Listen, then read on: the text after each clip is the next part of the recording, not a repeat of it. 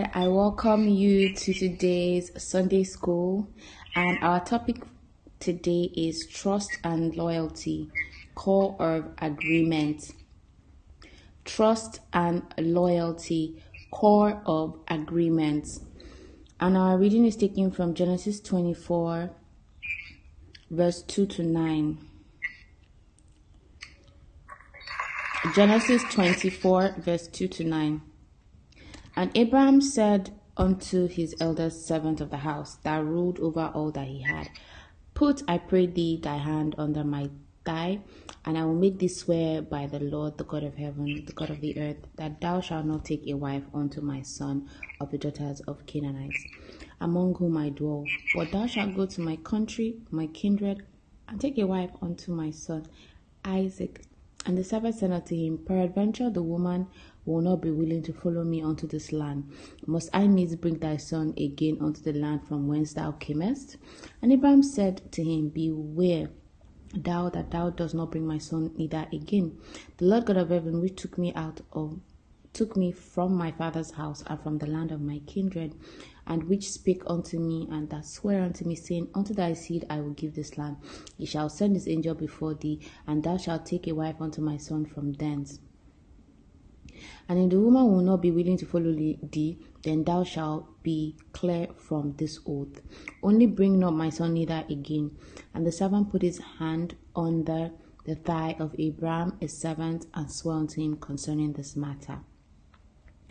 All right, so that is our Bible reading. May the Lord bless the reading of the word. We just read from Genesis 24, verse 2 to 9. And our topic again is trust and loyalty, the core of agreement. So let's start off as usual with defining things. What is trust?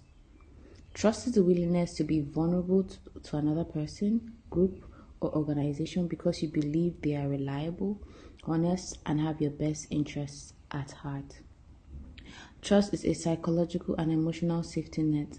It is the belief that someone will do what they say they will do, even when you cannot see them or control the outcome. So, did we get that? Okay. So, the 4 elements of trust. To understand trust, we need to look at the elements of trust. And today we're going to look at 4 of the elements of trust. Number 1, trust is built and it can also be broken through 4 distinct behaviors. Number 1, reliability, meaning doing what you promise consistently over time. Is this person reliable? Second one is competence, having the actual skill and ability to deliver on your word. The third element of trust is honesty, telling the truth, keeping transparent intentions, and acting with integrity. And then the 4th element of trust is benevolence, caring about the other person's well-being rather than just using them for your self-interest. So why does trust matter? Trust acts as the foundational glue for all human systems. Without it, relationships, societies collapse into suspicion and inefficiency. So why trust matters to number 1, personal relationships. Trust provides the safety you need for true intimacy. We talked about how it has to do with relying on someone, competency, honesty, and benevolence. So true intimacy, vulnerability, and love. When you trust a partner or a friend or a family member, you can share your deepest fears, mistakes, without worrying that they will judge you, mock you, or weaponize that information against you later. In professional teams, trust is an economic driver, and you wonder why. In high trust organization, collaboration is fast, innovation is high, communication is fluid. When trust is absent, workplaces suffer from high transaction costs. People spend their time documentation gathering, second-guessing motives, micromanaging to protect themselves. Now, when you look at why trust matters in leadership, which is the 3rd point, leadership cannot function without trust, right? A leader can have authority based on a title, but they only have true influence when their team trusts them. Trust creates followership. It is what makes an employee willing to commit to a vision, especially during times of when the organizational uncertainty. So now let's move on. Let's talk about the mechanics of trust and how it works.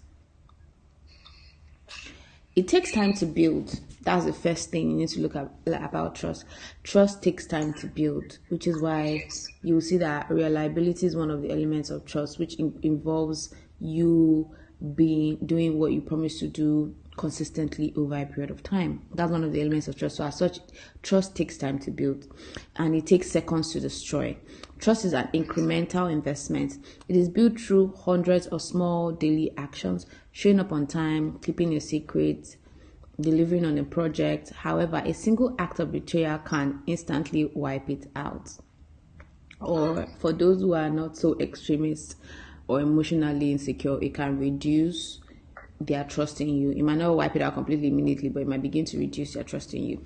So the second mechanics of trust is it must be given to be received, right? You cannot build trust without taking the risk of trusting someone else first. It requires a mutual leap of faith.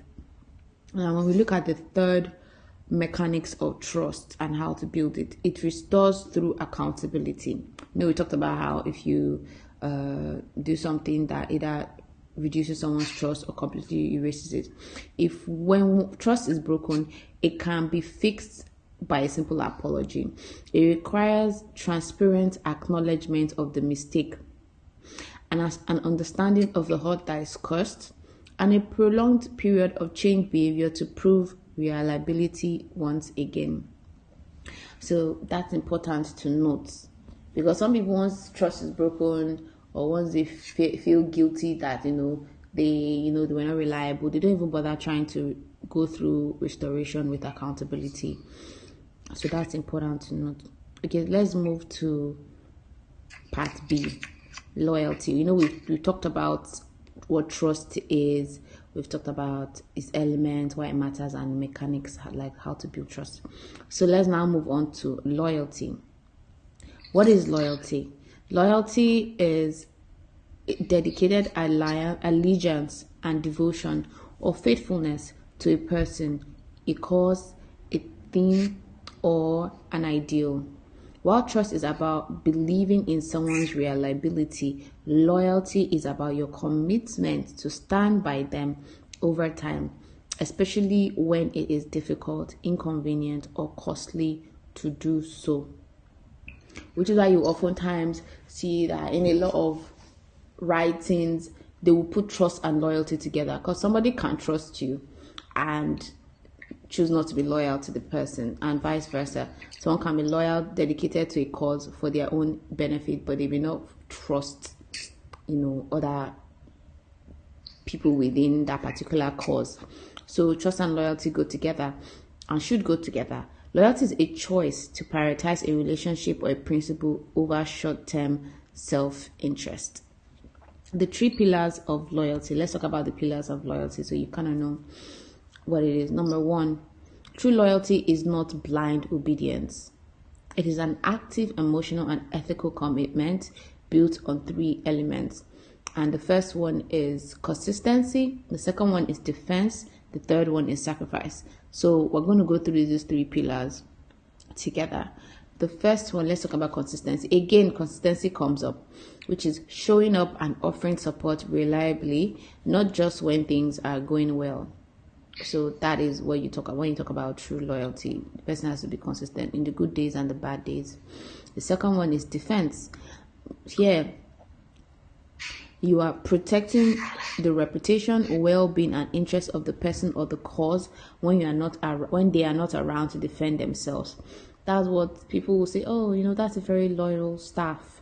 Even though the facts are speaking against them right now, they are choosing to protect the person's reputation and well-being, which is why you cannot really be loyal without trust. Because when you trust someone, you can defend them, you can protect them, even when they're not around. Sacrifice is the third pillar of loyalty. There's a willingness to endure temporary personal discomfort, even financial cost or extra effort to honor your commitment.